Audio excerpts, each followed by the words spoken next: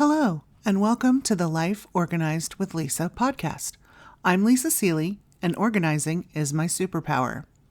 I'm a busy mom who has figured out how to do all the things and keep important things from falling through the cracks. I'm here to give you tips, tricks, and practical advice about how to organize your entire life. I also talk about productivity, time management, and planning because these are all related to organization.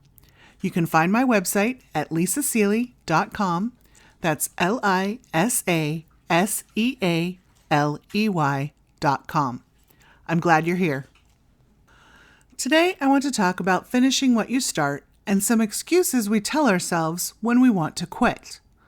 Sometimes, finishing what we started is hard, and we make excuses to allow ourselves to quit.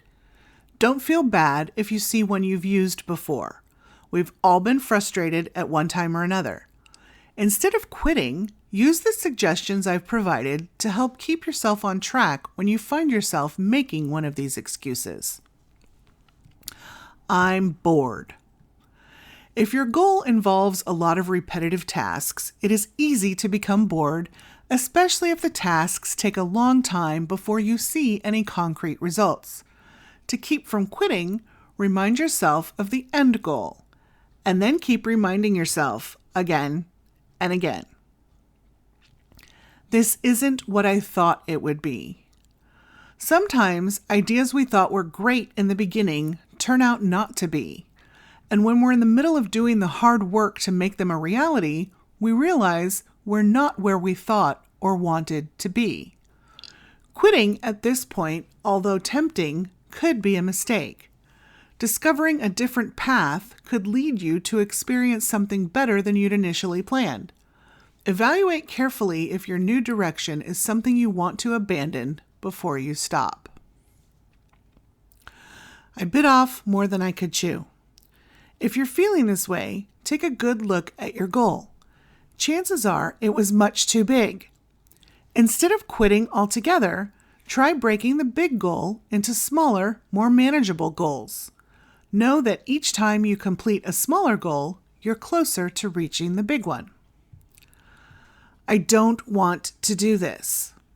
This is a tough one.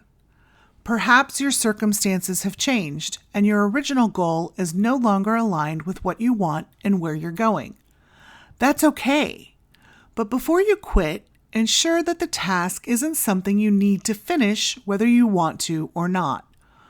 For example, if you have an accident and need physical therapy, you will probably get to a point where you feel like you don't want to keep doing it. Quitting, however, could be detrimental to your health, so you need to continue. I don't have time, or I have too much going on.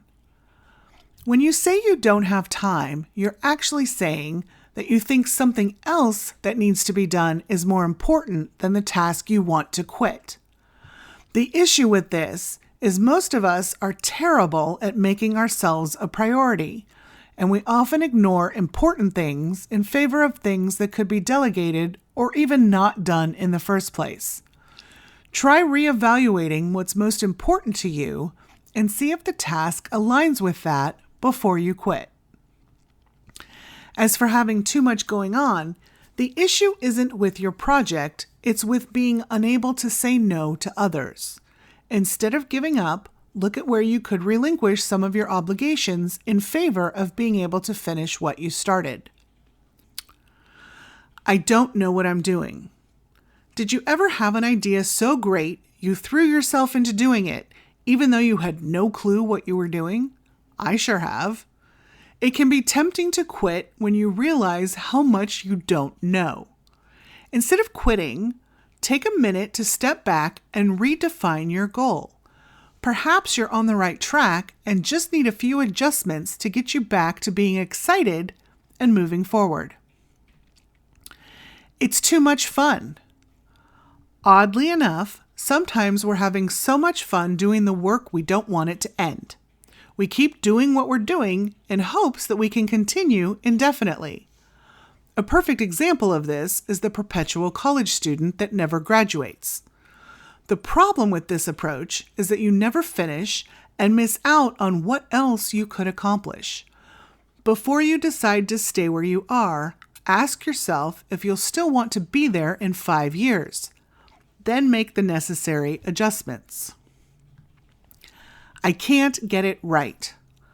Perfectionism is the enemy of progress and can be a form of procrastination. If this is you, you probably believe that your work isn't going to be good enough, so you keep working, revising, and tweaking without actually finishing.